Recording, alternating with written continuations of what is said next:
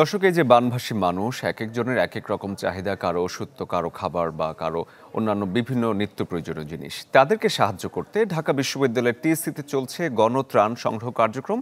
সকাল থেকে সেই খবর আপনাদের আমরা দেখাচ্ছি। সেখানে রয়েছেন জুমাতুল বিদা। আবারও জানতে চাইব, বিদা, কি কি ত্রাণ আসলে জমা পড়েছে তাদের সাহায্যার্থে?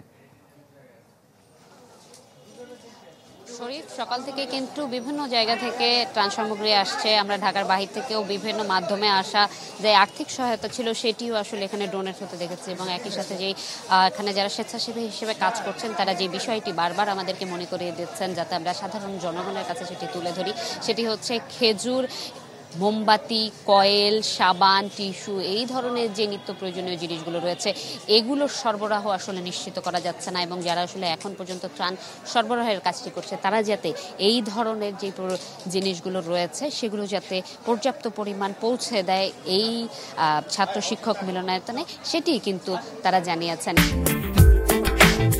ফ্যালকন অ্যালুমিনিয়াম, মরিচা পড়ে না ও স্ক্র্যাচ প্রুফ।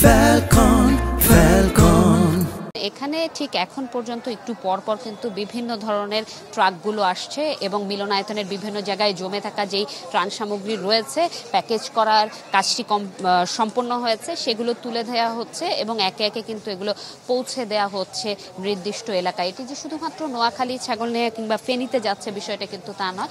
বানভাসী যেই পার্বত্য অঞ্চলের বাসিন্দা রয়েছে তারাও কিন্তু এই যে ত্রাণ রয়েছে সেগুলোর পাচ্ছেন এবং সেগুলো পৌঁছে দেওয়ার কাজ চলছে। একই সাথে শিক্ষার্থীরা যেটি জানিয়েছেন যে সাম্প্রতিক সময় খুলনা সহ যেই অঞ্চলগুলো আসলে নতুন করে প্লাবিত হচ্ছে সেখানেও যাতে সাহায্য পৌঁছে দেওয়া সম্ভব হয় সেই উদ্যোগটি তারা নিয়েছেন, এবং তারা জানিয়েছেন যে এই আর্থিক সহায়তাটুকু একে একে আসছে, সেই আর্থিক সহায়তার মধ্য দিয়ে কিন্তু তারা চেষ্টা করবেন যে পুনর্বাসনের কাজে প্রত্যেকটি ব্যবহার করার, এবং প্রয়োজনে একটি ইট এগিয়ে দিয়ে হলেও বাড়ি নির্মাণের কাজে সহযোগিতা করে হলেও তারা চাইছেন সহযোগিতার কাজে তারা থাকবেন এবং স্বেচ্ছাসেবী হিসেবে দেশকে ঘুরে আরেকবার সম্প্রীতির যেই বন্ধন সেটি প্রতিষ্ঠা করার চেষ্টা করবেন। এবং আমরা এখানে নানা বয়সী মানুষকে কিন্তু দেখতে পেয়েছি যারা আর্থিক কিংবা এই যে ত্রাণ সামগ্রী দিয়ে সহযোগিতা করতে এসেছেন, এবং তারা জানিয়েছেন আসলে দশে মিলে করে কাজ হারি জিতি নাহিলা, যে তাই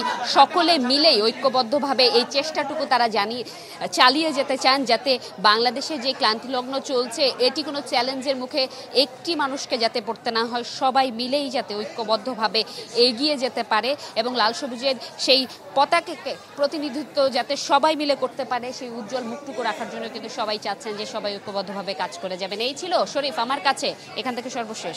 বিদা, ধন্যবাদ আপনাকে। দর্শক, টিএসসি থেকে জুমাতুল বিদা যোগ দিয়েছিলেন।